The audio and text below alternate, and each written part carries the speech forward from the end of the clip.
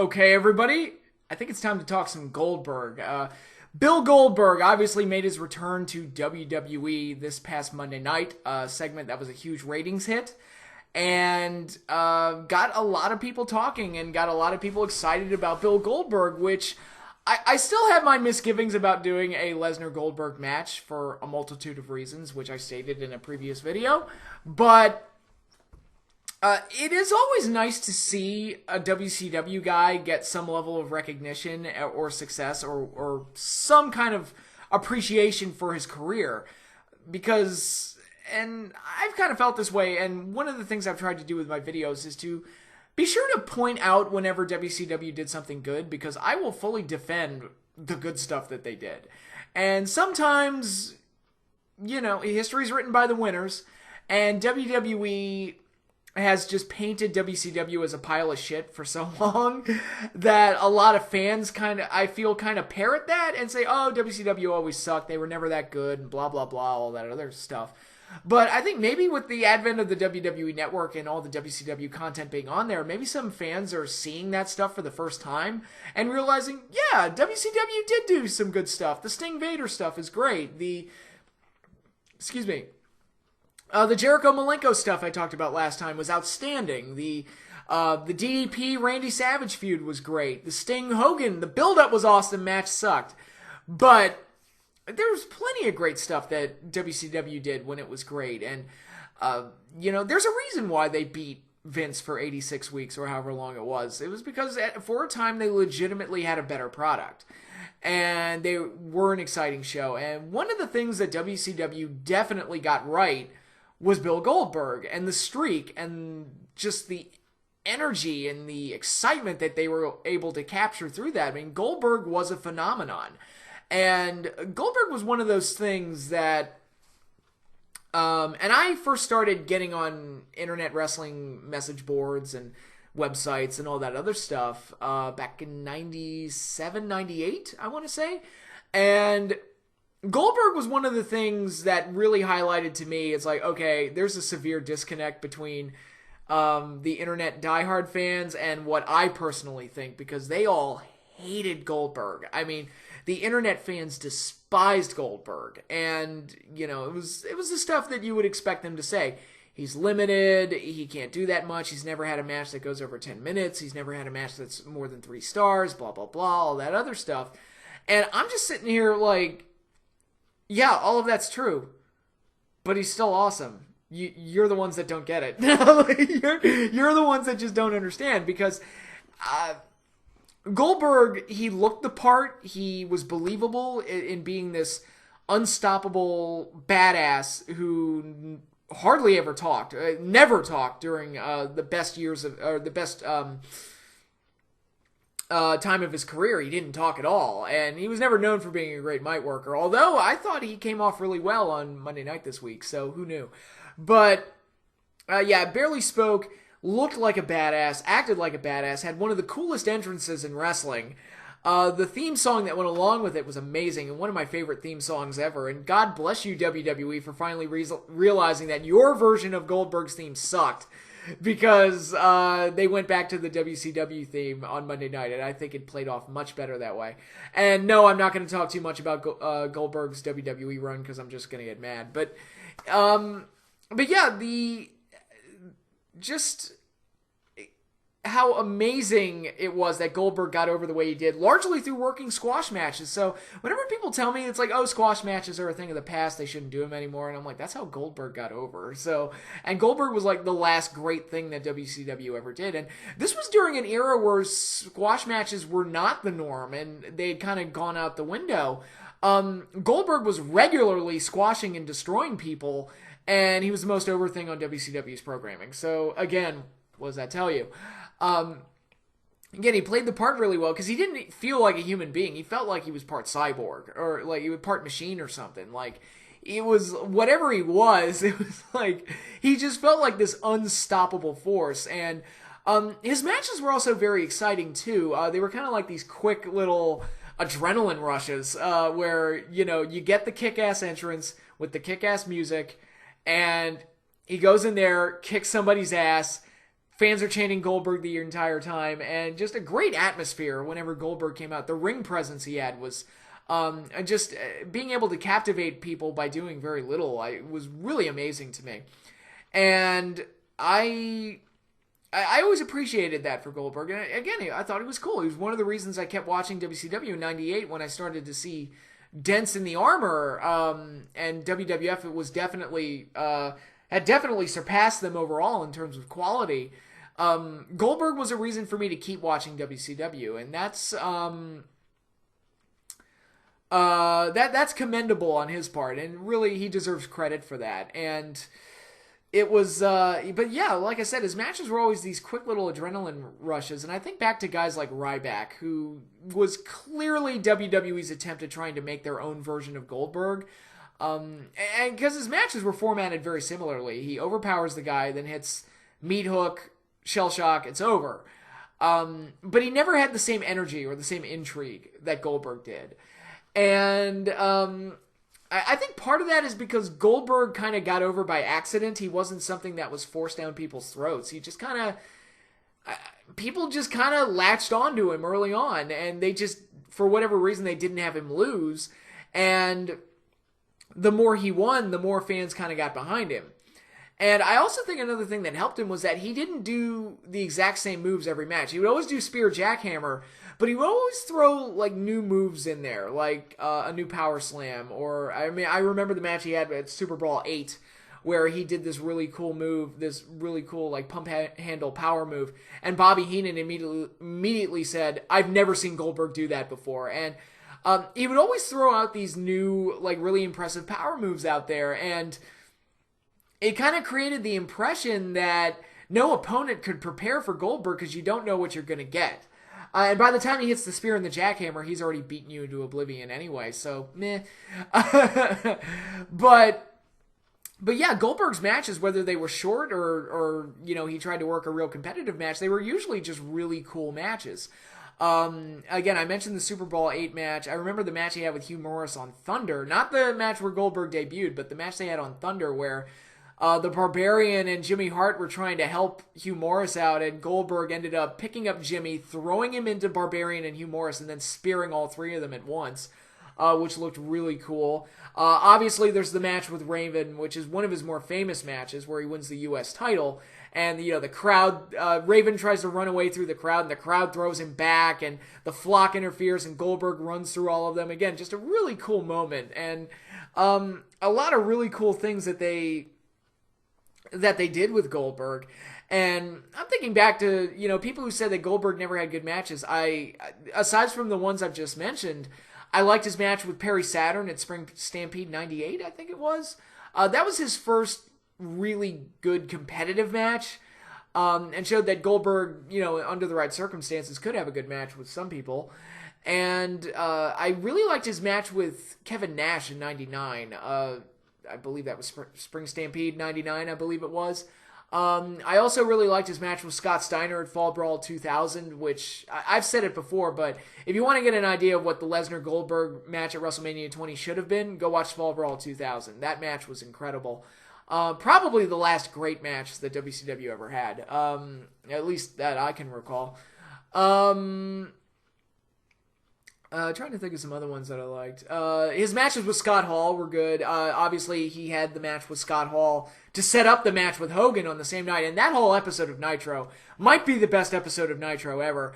Set in that venue with Goldberg having to go through Hall and then go through Hogan to win the title. I mean, and then you get that whole moment at the end where he's holding up both the U.S. and the World Heavyweight titles. I mean, it really did feel like something that was worthy of WrestleMania. It was just a huge moment and a very exciting night for WCW, and really kind of their last major hurrah during the Monday Night Wars, like the last like truly great thing that they did. And just great stuff all around. Just really enjoyed it. And again, Goldberg had that magnetism to it. I make the comparison to Arnold Schwarzenegger, where yes, we all know Schwarzenegger isn't the greatest actor in the world. He's very one note, and you see him, you know what you're going to get. But he's so magnetic and so charismatic and so likable and so cool that you can't help but just fall in love with the guy, and every Arnold movie to me is worth watching just for Arnold. And whether it's good or bad, and he's made plenty of stinkers, but it's just there's just something about Arnold that makes him stand out and makes him so fucking cool. And Goldberg was the same way, where yes, he's limited, and yes, he's not going to give you the great star ratings type of matches, but to me, he was an attraction and a thing that kind of transcended the star rating and all of that stuff. To me, it was like he was just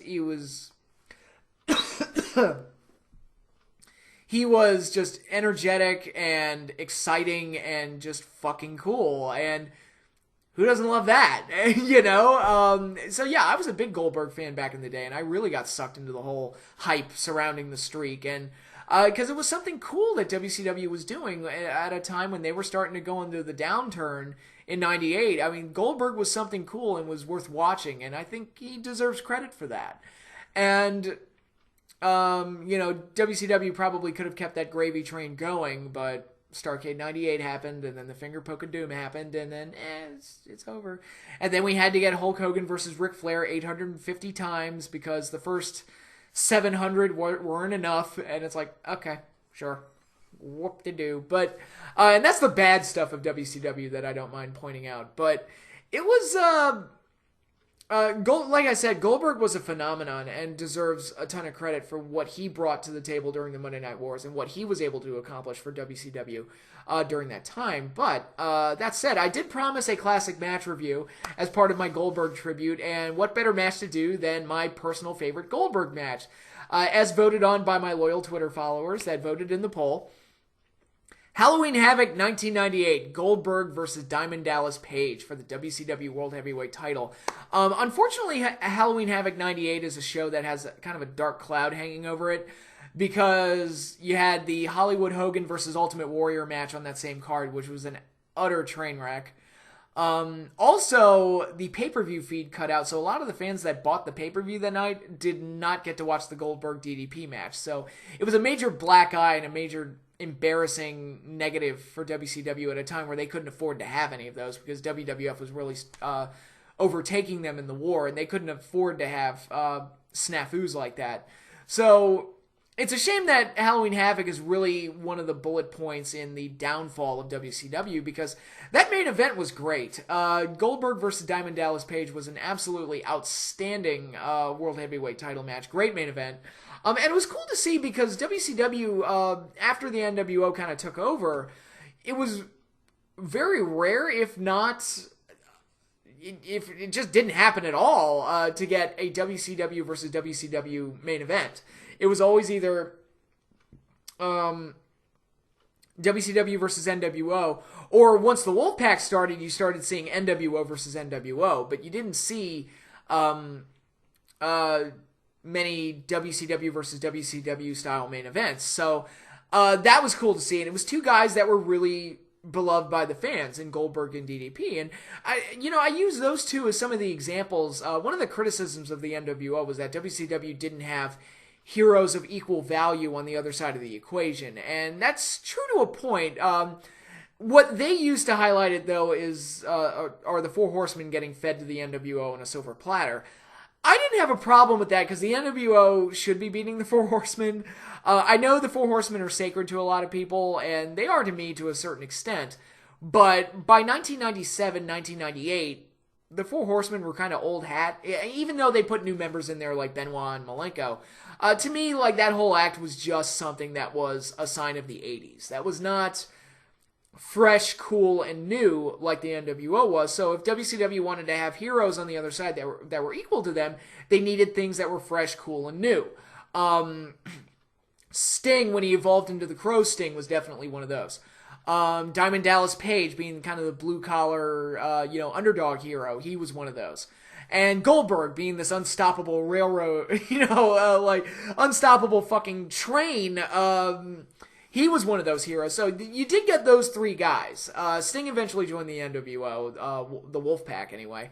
And but still, it's like WCW did have those guys. Could they have done better? Yeah, but like I said, there were some guys. And Goldberg and DDP were two of them. And at this point, they were probably the two most two most over baby faces in on the WCW faction, at least. So this was a really cool main event to have. Just for that, DDP earned the title shot by winning the War Games match the month before, which was that weird formatted War Games match where it wasn't a team battle this time. But in any case, yeah, DDP was the number one contender. And this match, I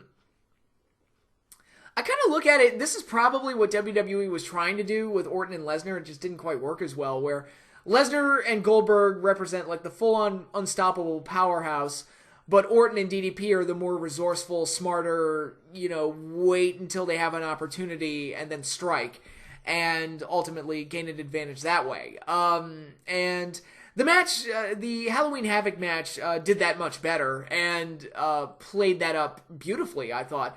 DDP was battling rib injuries. That was something that was common in DDP matches during 97 and 98, that he was constantly having his ribs injured. They weren't bandaged for this match. He'd kind of moved past the bandages at this point, but it was still a thing that was being brought up during matches, all the rib injuries that DDP had. And not very nice when you're fighting somebody who's one of his finishing moves is the spear. So, but yeah, DDP was clearly overpowered, clearly outmatched by Goldberg, and Goldberg just kind of threw him around.